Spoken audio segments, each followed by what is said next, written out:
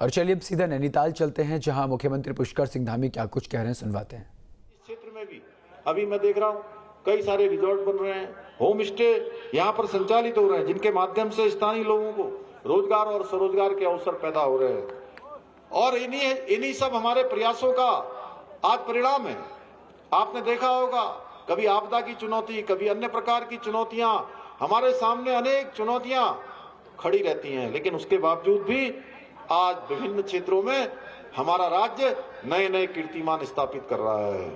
अभी हाल ही में जारी पलायन आयोग रिपोर्ट, पलायन निवारण आयोग की सर्वे रिपोर्ट में रिवर्स पलायन में भी 44% की उल्लेखनीय बढ़ोतरी दर्ज की गई है। अनेक लोग आज रिवर्स पलायन कर रहे हैं, जो दुनिया और देश के विभिन्न स्थानों पर चले गए थे, वो वापस अपने घरों को लौट रहे हैं। अपना रोजगार और अपना स्वरोजगार उन्होंने प्रारंभ कर दिया है। इसके साथ ही नीति आयोग भारत सरकार के द्वारा जारी सतत विकास के लक्ष्यों को प्राप्त करने में हमारे राज्य को पूरे देश में पहला स्थान प्राप्त हुआ है। भाइयों बहनों, उस इंडेक्स में उत्तराखंड पहले नंबर पर आया है। बेरोजगारी दर में 4.4% की कमी लाकर हमारे राज्य ने राष्ट्रीय औसत को भी पीछे छोड़ने का काम किया है। इसके अलावा भारत सरकार के राज्य खनन सूचकांक तत्परता सूचकांक में उत्तराखंड को श्रेणी सी के देश में हमारे दूसरा स्थान हमारे राज्य को मिला है। हमें 200 करोड़ रुपए की प्रोत्साहन राशि पुरस्कार के रूप में भारत सरकार ने दी है। किसानों की आय वृद्धि करने में भी देश भर में हमारा पहला स्थान आया है। मत्स्य विकास के क्षेत्र में उत्कृष्ट प्रदर्शन करने में भी हमें राष्ट्रीय पुरस्कार प्राप्त हुआ है। भाइयों बहनों, हम नैनीताल जनपद को एक आदर्श और श्रेष्ठ जिला बनाने के उद्देश्य से अनेक विकासपरक योजनाओं के माध्यम से निरंतर कार्य कर रहे हैं। जहां नैनीताल के गेठिया में 100 बेड की क्षमता वाले मानसिक चिकित्सालय का निर्माण कार्य प्रगति पर है, वहीं हल्द्वानी मेडिकल कॉलेज में राजकीय कैंसर संस्थान का निर्माण कार्य भी तेजी के साथ चल रहा है। इसके साथ ही कसिया लेक, नकुचियाताल, हल्दूचौड़ और बरदो में आयुर्वेदिक चिकित्सालयों का निर्माण कार्य भी कराया जा रहा है। इतना ही नहीं, आज हमने नैनीताल, भीमताल, रामनगर और लालकुआ विधानसभा क्षेत्रों में अनेक विकास योजनाओं की सौगात देकर इस पूरे क्षेत्र के समग्र विकास के अपने संकल्प को दोहराने का काम भी किया है। इसके अलावा हमने आज एक और जहां भीमताल में कई मोटर मार्गों का यहां पर लोकार्पण और शिलान्यास किया है, वहीं जड़गांव तल्ला में प्राथमिक विद्यालय भवन का निर्माण कराने के साथ ही जाड़ापानी माध्यमिक विद्यालय में विज्ञान एवं प्रयोगशाला, कंप्यूटर प्रयोगशाला तथा पुस्तकालय कक्षों का निर्माण भी कराया है। भाइयों बहनों, हमारी सरकार संपूर्ण राज्य के विकास के साथ साथ अपने सांस्कृतिक मूल्यों और डेमोग्राफी को भी संरक्षित रखने के लिए पूरी तरह से संकल्पबद्ध होकर काम कर रही है। जहां हमने प्रदेश में एक और सख्त धर्मांतरण रोधी कानून लागू किया है, वहीं हमने एक दंगा नियंत्रण के लिए, दंगा रोकने के लिए दंगा रोधी कानून लागू किया है। वहीं लैंड जिहाद, लव जिहाद और थूक जिहाद जैसी मुल्लावादी कट्टर प्रवृत्तियों के खिलाफ भी कड़ी कार्रवाई सुनिश्चित की है। बनभूलपुरा का उदाहरण आप सभी ने देखा होगा। हमारी सरकार ने जब बनभूलपुरा क्षेत्र में दंगा हुआ था, उन दंगाइयों के खिलाफ इतनी कठोर कार्रवाई करी थी, कड़ी कार्रवाई की थी कि आज भी कोई भी व्यक्ति अब सरकारी जमीन पर कब्जा करने से पहले 100 बार सोचता है, और जिन्होंने कर लिया है आजकल वो स्वयं ही उस कब्जे वाले स्थान को खाली कर रहे हैं, अपने कब्जों को स्वयं ही तोड़ रहे हैं। परंतु जब हम ये सब काम कर रहे हैं तो पूरे प्रदेश के लोग खुश हो रहे हैं। हमारे पूरे प्रदेश के लोगों में एक उत्साह का वातावरण है कि यहाँ की डेमोग्राफी, यहाँ के संस्कृति, यहाँ के सांस्कृतिक मूल्य खराब नहीं होंगे, देवभूमि का मूल अस्तित्व खराब नहीं होगा। लेकिन हमारे कांग्रेस के मित्र हमारे द्वारा जो हम लैंड जिहाद पर कार्रवाई कर रहे हैं, उस लैंड जिहाद पर कार्रवाई करने पर भी उनको दिक्कत हो रही है। भाइयों बहनों, इन्हें लैंड जिहाद करने वाले अच्छे लगते हैं। कांग्रेस ने हमारी देवभूमि की डेमोग्राफी को बिगाड़ने के ऐसे ऐसे स्थानों पर विशेष समुदाय के लोगों को बसाने का काम किया है, जहां कभी उस समुदाय के लोगों का कोई नामो निशान नहीं होता था, कोई अस्तित्व नहीं होता था। ऐसे स्थानों पर भी वो लोग बस गए हैं। हाल ही में मेरे संज्ञान में यही इसी के आसपास इसी क्षेत्र का भी एक मामला आया है, जहां जंगलों के बीच में बड़े स्तर पर कब्जा करके एक अवैध इमारत खड़ी कर दी गई है। आज के इस अवसर पर मैं आप सबको आश्वस्त करना चाहता हूं कि हम देवभूमि में धर्म की आड़ में होने वाले इस लैंड जिहाद को किसी सूरत में बर्दाश्त नहीं करेंगे। ऐसे सभी निर्माणों को मिट्टी में मिलाकर ही दम लेंगे भाइयों बहनों। उनकी साफ सफाई का अभियान हमारा चलता रहेगा। पर जब हम प्रदेश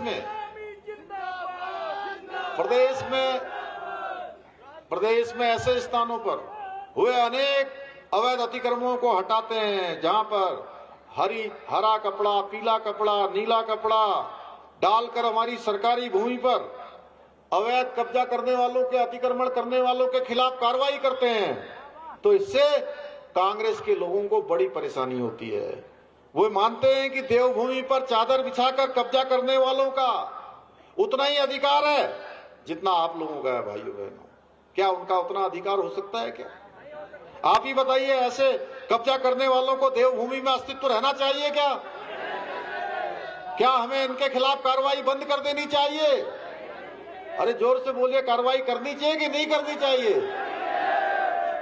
हमारी माताएं बहनें यही बताएगी, ऐसे लोगों पर कार्रवाई करनी चाहिए कि नहीं करनी चाहिए? हमारी सरकार ने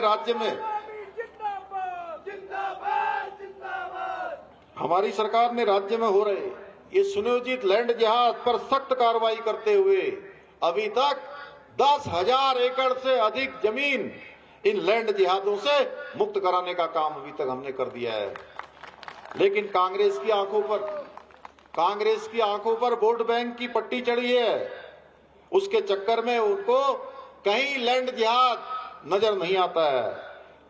हमने अब प्रदेश में एक सख्त भू कानून भी लागू कर दिया है, जिससे राज्य के मूल स्वरूप के साथ खिलवाड़ करने वाले, हमारे यहाँ जमीनों पर कब्जा करने वाले, जमीनों की बंदरबाट करने वालों, उनके खिलाफ भी अब आने वाले समय में सख्त कार्रवाई सुनिश्चित की जा सके। हमने प्रदेश में गौ माता के संरक्षण और संवर्धन के लिए भी हम निरंतर प्रयासरत हैं। आज हमने इस क्षेत्र में एक गौशाला का लोकार्पण भी किया है। पर जब हम गौ माता के संरक्षण की बात करते हैं तो कांग्रेस को इसमें भी राजनीति दिखाई देती है। आप ही बताइए, क्या हर चीज को राजनीति के चश्मे से देखा जाना चाहिए, या जो काम जरूरी है वो किए जाने चाहिए? जोर से बोलिए भाइयों बहनों, हमने प्रदेश में सबसे पहले समान नागरिक संहिता का कानून लागू करके सभी धर्मों के लिए देवभूमि उत्तराखंड पूरे देश का आजादी के बाद पहला राज्य है जहां रहने वाला किसी धर्म का हो, किसी पंथ का हो, किसी समुदाय का हो, किसी वर्ग का हो, सबके लिए समान नागरिक संहिता का कानून देवभूमि उत्तराखंड में सबसे पहले लागू हो गया है। ये समान नागरिक संहिता की गंगा सबसे पहले कहीं निकली है तो वो देवभूमि उत्तराखंड से निकली है।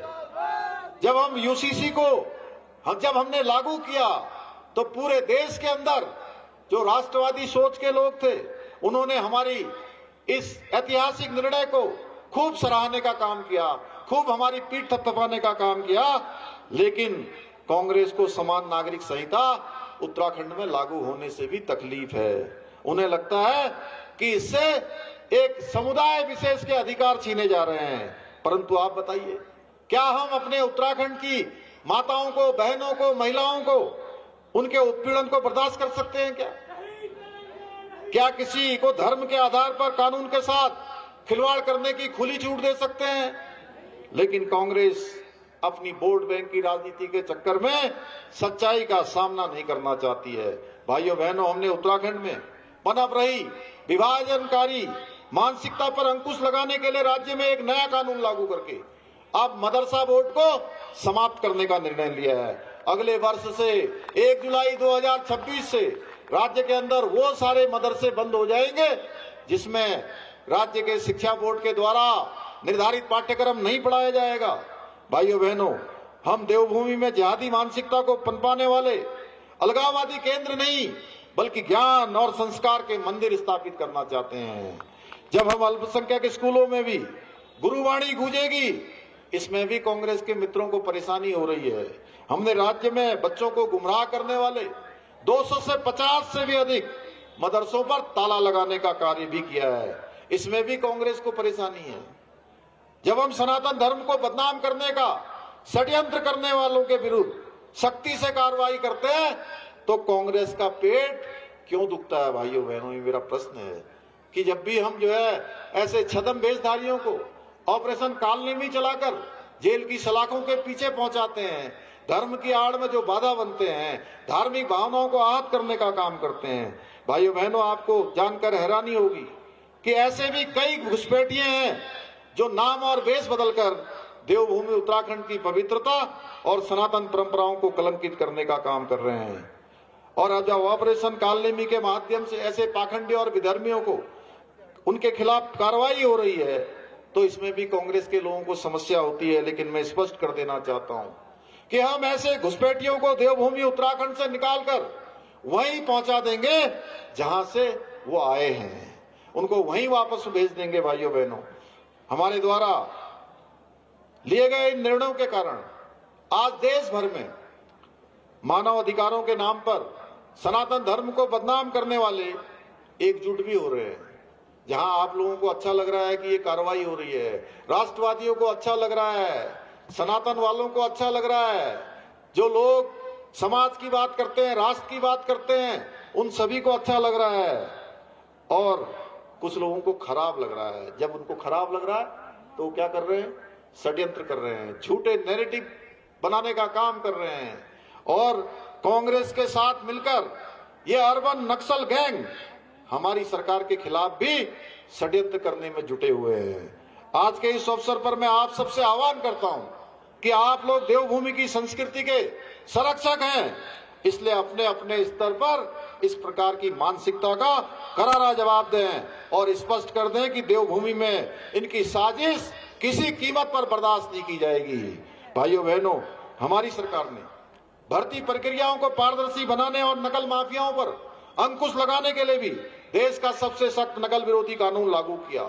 इसी का परिणाम है कि पिछले 4.5 वर्षों में 27,000 के लगभग युवाओं को सरकारी नौकरी प्राप्त हुई है, जो अपने आप में एक रिकॉर्ड है, जो उत्तराखंड बनने के बाद से अब तक लेकर 2/3 से भी ज्यादा है। और इस कानून के लागू होने के बाद बीते 4 वर्षों में 100 से भी अधिक नकल माफियाओं को जेल की सलाखों के पीछे पहुंचाने का काम भी किया है, जिन्होंने पूर्व की सरकारों के समय में नकल को एक उद्योग बना दिया था।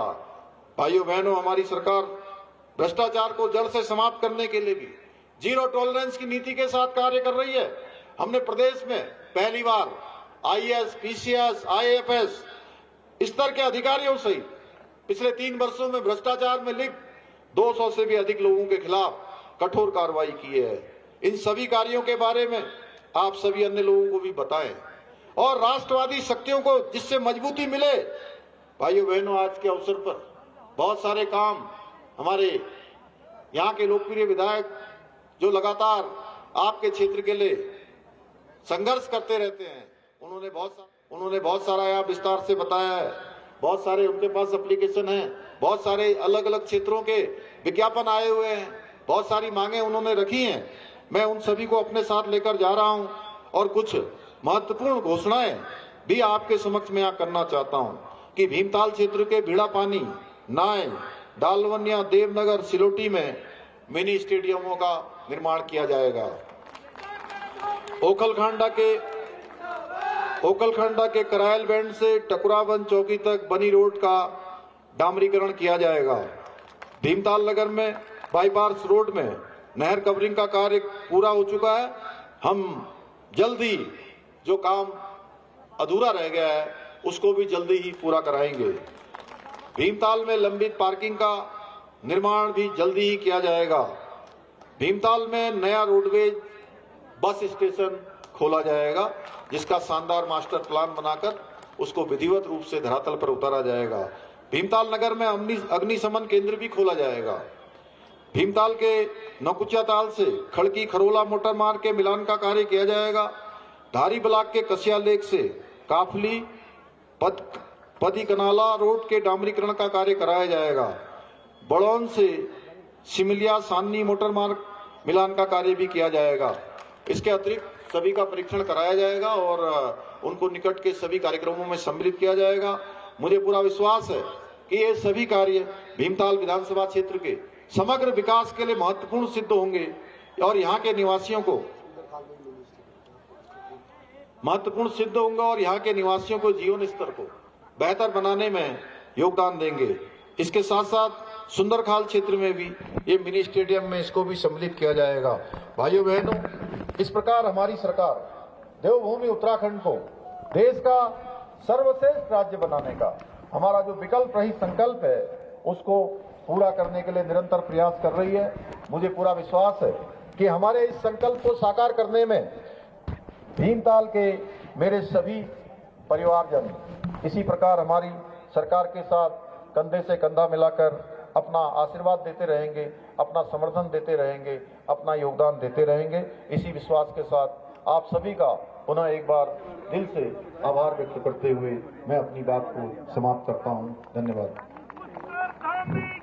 बहुत बहुत धन्यवाद आदरणीय मुख्यमंत्री जी।